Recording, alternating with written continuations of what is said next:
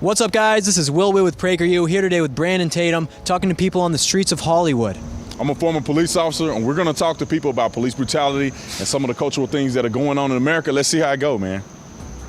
Do you think that we should defund the police?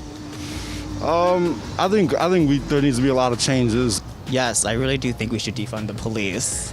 You know, I just think there's a lot of unnecessary amounts of money going to them that is being used, I guess, in a negative way. Yes. Do you think the police are racist? Some, yes. I don't know about most, but a good percentage of them, yeah. Yeah, it's just alarming that the police brutality that I've been seeing on social media. You know, we still need justice for Breonna Taylor. Like, that still needs to happen. Yeah. If you guys could say anything to a police officer now, what would you want to say?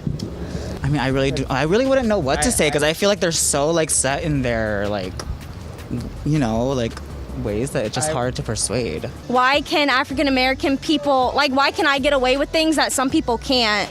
Like, how am I less threatening than someone else, you know? Like, why am I less threatening than you are? Like, it doesn't make sense.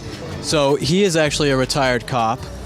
And so if you guys had any questions about anything, he would love to answer anything. Do you think the system is racist? Like, in America? That's what I mean. No, I don't think the system is racist. There's no law in the books that's against black people, right? I mean, do you know of any laws that says this is a law for black people and then everybody else don't have to abide by that?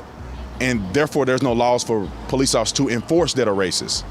I think that the rhetoric that's on the TV is that somehow being black is a I don't know, you're automatically getting targeted by police. And that's just not necessarily true. When you look at the numbers, white people get killed twice as much as black people by police, even unarmed individuals. There's twice as many white people and sometimes 3 times as many white people who are shot unarmed by police than black people. And most people don't know that because the media pushes a certain narrative. What do you think about Derek Chauvin, like that whole thing? Like, how do you perceive that? Yeah, I think that Derek Chauvin did not do his job. You know, I don't think there's any reason to have your knee on a person's neck as they're struggling, as they begin to die. You know, I don't think any officer supports that, right? I don't think anybody does. And I think that justice is being served. He had been indicted, he is going to jail, and I think that he's gonna have his day in court. How do you, like, for because you're black, right? So, I mean, how was it, like, your training and everything? Because I feel like that's where it's come down to. Is like I was never trained at any point during our training to be racist, and nobody was trained to be racist. Actually, we were trained to treat people equal, treat people fairly. And that's how you become a adequate police officer. I've never met a racist police officer. Now, I think that they're out there for sure, but I've never met a racist police officer. If you treat people with respect, you'll get respect in return. When I was a police officer, I would protect people with my life. I had children and a family at home that I would leave every day, and I never knew if I was gonna die or not. But I did that because I love the people. And when you sign up and you go through the training, when you go through years of training, you're doing it because you love people.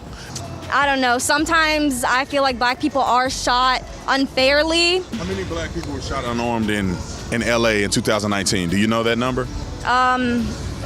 Yeah, like 100, 150. Maybe the hundreds, but like 500 to 1,000? Like, you know, it's 1,000 unarmed? Well, it's only been one. Damn. Unarmed black person shot in LA has been one. I don't think they had any this year. One unarmed black man. Bullshit. And there were 4 white men killed unarmed by police. In California. Okay. Is this shocking? yeah. Yeah. I'm definitely shocked. Yeah. And so when you look at those numbers, it changed kind of the narrative of what you see on television. Black people aren't getting killed and shot unarmed the way they are presenting it. It's just that when one does, it's all over the news.